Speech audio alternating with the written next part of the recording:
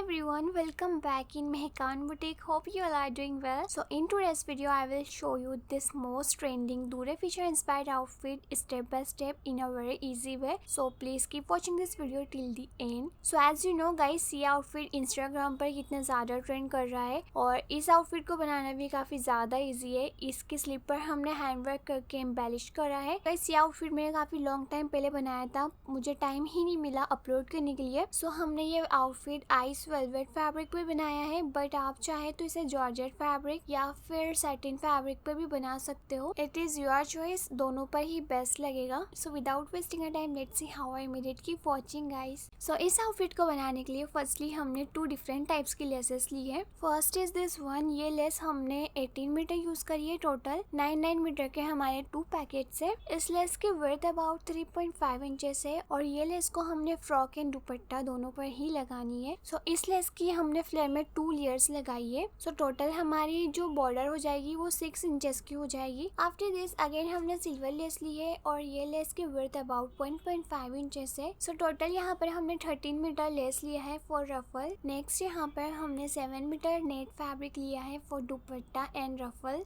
सो दोनों को मिलाकर हमने 7 मीटर फैब्रिक लिया है।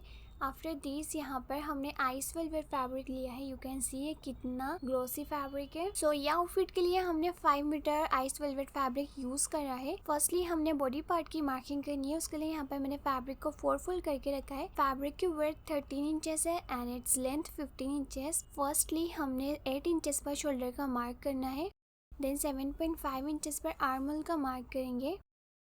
सो हमारे चेस्ट की फिटिंग 11.5 इंचेस है। इसमें 1.5 इंचेस लूजिंग ऐड करते हुए 13.5 इंचेस पर मार्क करेंगे। वेस्ट के लिए हमने 10.5 इंचेस पर मार्क करा है एंड लूजिंग ऐड करते हुए 13 इंचेस पर मार्किंग करी है। अब इस तरह से दोनों मार्किंग को ज्वाइन कर लेंगे। Front end back arm hole के लिए हमने इस तरह राउंड शेप ड्रॉ कर लेना है। शोल्डर से हाफ इंच डाउन करके यहाँ पर हमारे ब्लाउज पार्ट की मार्किंग कंप्लीट हो गई है। हमने आउटर लाइन से कटिंग कर लेनी है।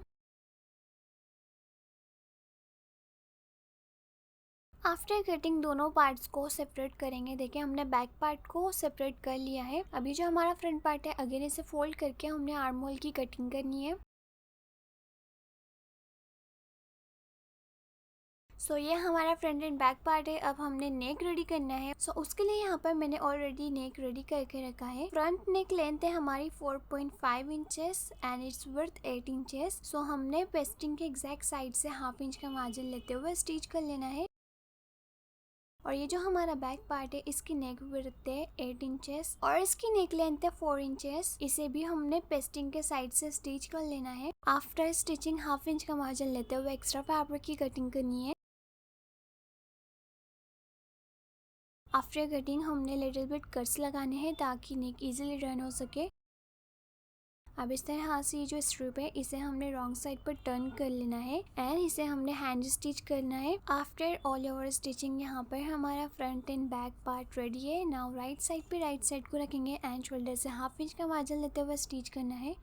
Now let's marking for sleeve. उसके लिए यहाँ पर मैंने पेपर को 2 फोल्ड करके रखा है। इसकी लेंथ है 26 इंचेस। स्लीव की जो रेडी लेंथ है वो हमारी 24.5 इंचेस आएगी। अब इस तरह से हमने यहाँ पर एक स्ट्रेट लाइन ड्रॉ कर लेनी है। पेपर की width 11 inches. Firstly top side से 2 इंचेस पर मार्क करेंगे एंड जो हमारा ओपन साइड है वहाँ से लेंथ वाइज 2.5 इंचेस पर मार्क करना है। स्लिप के बॉटम में हमने 7 इंचेस पर मार्किंग करी है। अब इस तरह से हमने ये मार्किंग को ज्वाइन कर लेना है और अब इस पर कटिंग कर लेंगे।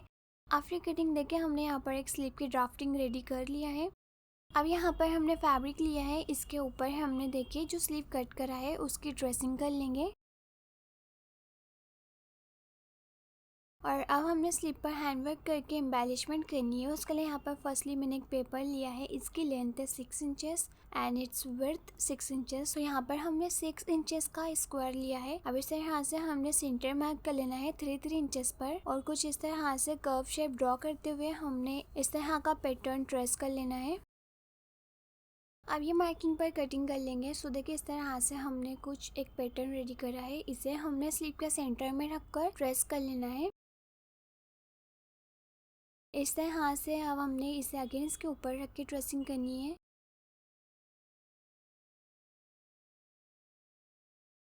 सो कुछ इस तरह से हमने स्लीव पर इसकी ड्रेसिंग कर लेनी है। आफ्टर दिस हमने इसे एम्ब्रॉयडरी फ्रेम में सेट करा है। अब हमने देखे फर्स्टली यहाँ पर भी 7000 ग्लू लिया है।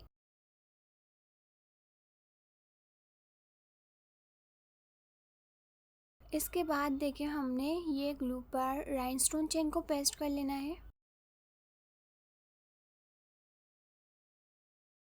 आफ्टर पेस्टिंग दिस हमने यहाँ पर 3D सीक्वेंस लिए है सिल्वर कलर में। सो अगेन हमने देखिए फर्स्टली थोड़ा सा ग्लू अप्लाई करा है, देन इसके ऊपर हमने ये सीक्वेंस को पेस्ट करना है। सो बेसिकली गाइस हमने यहाँ पर पेस्ट करके इसे छोड़ नहीं देना है, हमने जस्ट यहाँ पर रफली डिज़ाइन बनाई है। हमने इसे हैंड स्टिच भी करना है। जो हमारी राइनस्टोन चेन है इसे और जो सीक्वेंस है दोनों को ही हमने हैंड स्टिच करना है। सो एक और राइनस्टोन चेन लगाने के बाद हमने सीक्वेंस की लाइन लगाई है।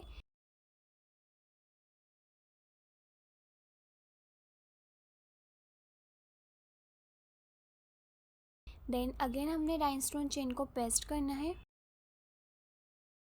आफ्टर दिस हमने लीफ शेप के सीक्वेंस लिए हैं और कुछ इस तरह हाथ से हमने ग्लू की हेल्प से इसे पेस्ट करा है।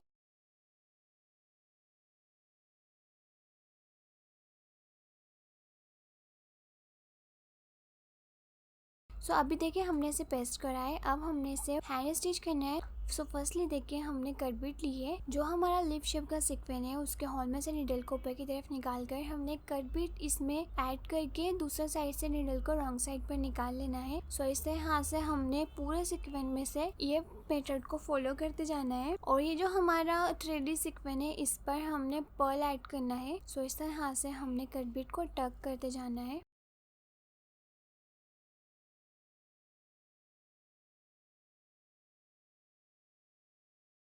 और ये जो हमारी सीक्वेंस की लाइन है यहाँ पर हमने कट बीट ली है। सो इस तरह से देखिए सीक्वेंस के हॉल में से निडल को ऊपर की तरफ निकालेंगे। देन हमने इसमें कट बीट ऐड करना है। देन कट बीट अवॉइड करते हुए हमने सीक्वेंस के हॉल में से निडल को रॉन्ग साइड पर निकाल लेना है। इस तरह से हमने पूरी तरफ सीक्वेंस को भी टक कर लेना है।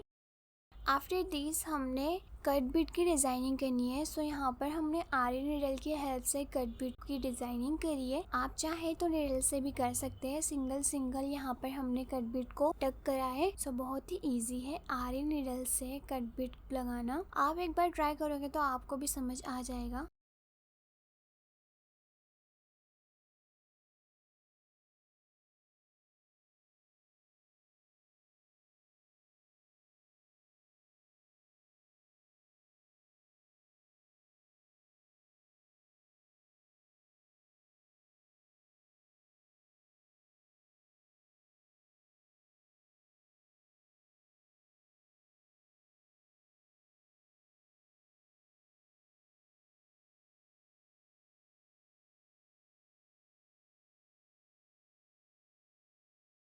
इसके बाद हमने यहाँ पर लीव्स ड्रॉ करनी है। सो फर्स्टली देखिए हमने निडल को ऊपर की तरफ निकाला है। इसमें कट बीट डालकर निडल को रॉन्ग साइड पर निकालेंगे। देन थोड़े से डिस्टेंस से निडल को ऊपर की तरफ निकाल कर हमने अगेन एक और कट बीट डालकर निडल को रॉन्ग साइड पर निकाली है। सो देखिए कुछ इस तरह से हमने कट बीट से डिजाइन बनानी है। सेम वे में इसकी दूसरे साइड पर भी हमने ये लीव को बनाना है। सो ये जो लीव है दोनों को हमने अपोजिट डायरेक्शन में बनाना है।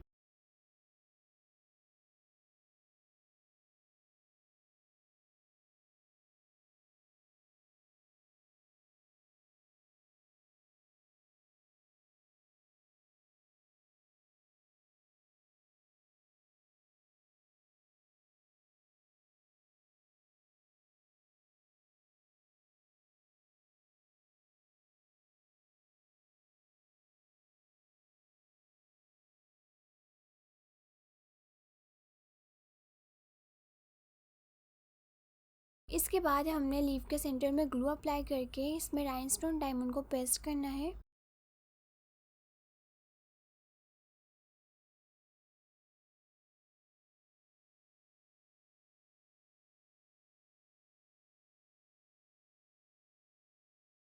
सो इसे हाथ से पूरी तरफ हमने ये लीव्स भी बना लेनी है। So after all over designing यहाँ पर हमारी स्लीव रेडी हो गई है। अब हमने जो मार्किंग करी है उस पर कटिंग कर लेंगे। एंड आफ्टर कटिंग हमने स्लीव के बॉर्डर को सिंपली फोल्ड करके हेम कर लेना है। And after all over stitching यहाँ पर हमारी स्लीव भी रेडी हो गई है एंड ब्लाउज भी रेडी है। अब हमने दोनों आर्मोल में स्लीव को रखकर स्टिच कर लेना है और इसके साइड्स में फिटिंग के अकॉर्डिंग स्टिचिंग ऐड कर लेनी है। सो यहाँ पर हमारा ब्लाउज रेडी हो गया है। अब हमने इसके फ्लेयर को रेडी करना है। उसके लिए यहाँ पर मैंने पेपर लिया है, इसे 2 फोल्ड करके रखा है। पेपर की width 11 inches and its length 30 inches. So यहाँ पर हमने देखिए कली की मार्किंग करनी है। सो यहाँ पर हमने 2.25 इंचेस पे मार्क करना है और कली के बॉटम में हमने 6 इंचेस पे मार्क करा है। स्टिच होने के बाद ये 11 इंचेस हो जाएगा। अब इस तरह से दोनों मार्किंग को ज्वाइन करते हुए क्रॉस लाइन ड्रॉ कर लेंगे। अब हमने ये लाइन पर कटिंग कर लेनी है।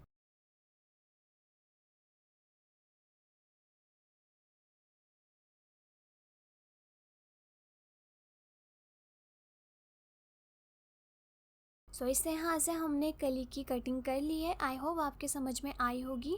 Now let's open it. और अब मैं यहाँ पर आपको बता देती हूँ हमारी कली का एग्जैक्ट मेजरमेंट। सो वेस्ट लाइन से हमारी कली 4 इंचेस है, बॉटम से हमने 12 इंचेस रखा है एंड जो कली की लेंथ है वो 29.5 इंचेस है। अब हमने यहाँ पर देखिए फैब्रिक को 4 फोल्ड करके रखा है। फैब्रिक की जो वर्थ है वो 4 मीटर है। सो टोटल यहाँ पर हमने 5 मीटर फैब्रिक लिया था, जिसमें से 1 मीटर में से हमारा ब्लाउज एंड स्लीव हो गई है एंड जो 4 मीटर फैब्रिक है उसकी हमने कली बनानी है। सो फर्स्टली देखिए जो हमारा फोल्डेड साइड है यहाँ पर हमने कली को भी फोल्ड करके रखना है।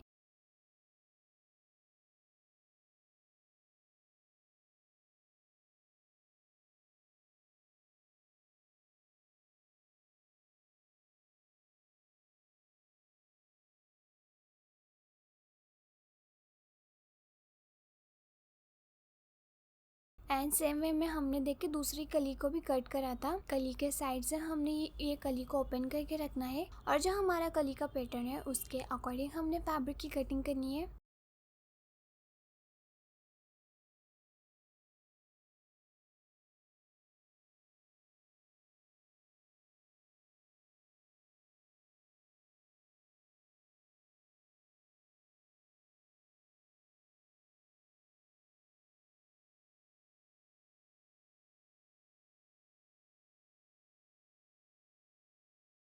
सो इस तरह से देखिए 1 बाय 1 हमने कलीज को कट कर लेना है पूरे फैब्रिक पर। सो टोटल हमने 16 कलीज कट करनी है। सो गाइस देखिए आपने जितनी भी कली कट करनी हो पहले ही हमें डिसाइड कर लेना है, 18 कली हो या फिर 16। आपने जितनी भी कलीज को कट करना हो उतनी पहले ही आपने डिसाइड कर लेनी है और उसको हमने टोटल वेस्ट से डिवाइड करना है। देन जो भी हमारी वैल्यू आएगी उसमें हमने हाफ इंचेस प्लस करके वेस्ट मार्क कर लेना है। नाउ देखिए इसे यहाँ से एक कली लेंगे, इसके राइट साइड पर दूसरी कली को रखेंगे, राइट साइड से राइट साइड को मैच करते हुए देन साइड से हाफ इंच का मार्जिन लेते हुए स्टिच कर लेना है। स्टिच करने के बाद अगेन राइट साइड पर दूसरी कली को रखेंगे एंड हाफ इंच का मार्जिन लेते हुए स्टिच कर लेंगे। सो 1 बाय 1 हमने से यहाँ से पूरी कलीज को ज्वाइन कर लेना है and after joining you can see यहाँ पर हमारा कली का फ्लेयर रेडी हो गया है। अब हमने रफल को रेडी करना है। सो उसके लिए यहाँ पर मैंने 4.5 मीटर नेट फैब्रिक को 4 फोल्ड करके रखा है और इस पर हमने लेंथ वाइज 8 इंचेस पर मार्किंग करी है।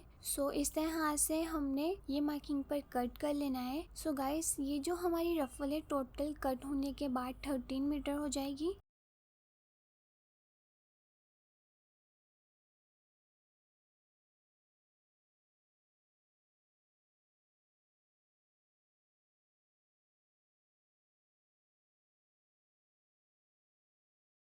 सो 1 बाय 1 हमने पूरी रफल को ज्वाइन कर लेना है। इस तरह हाथ से देखिए राइट साइड पे राइट साइड को रखेंगे एंड हमने हाफ इंच का मार्जिन लेते हुए स्टिच करना है। सो 1 बाय 1 हमने पूरी रफल को ज्वाइन कर लेना है और इसके बाद देखिए हमने ये लेस ली है, इस लेस को हमने इसके बॉटम में स्टिच कर लेना है और इसके टॉप साइड पर हमने सिलाई को बड़ा करते हुए स्टिच करना है। सो यहाँ पर हमने पूरी रफल में लेस को स्टिच कर लिया है और स्टिचिंग को भी हमने यहाँ लगा ली है। अब इसे यहाँ से थ्रेड को पुल करते हुए हमने इसमें गेदर्स ऐड करनी है। सो बहुत ही लाइट हैंड से हमने गेदर्स ऐड करनी है। एंड गाइस टोटल रफल यहाँ पर हमारी 13 मीटर थी। इसमें रफल ऐड करने के बाद हमने इसकी जो विड्थ है वो फ्लेयर के अकॉर्डिंग रखनी है। सो जो हमारा वेलवेट का फ्लेयर है उसके अकॉर्डिंग यहाँ पर हमने रफल की विड्थ रखनी है। अब इस तरह से देखिए हमने पूरी रफल में गेदर्स ऐड कर लिए हैं।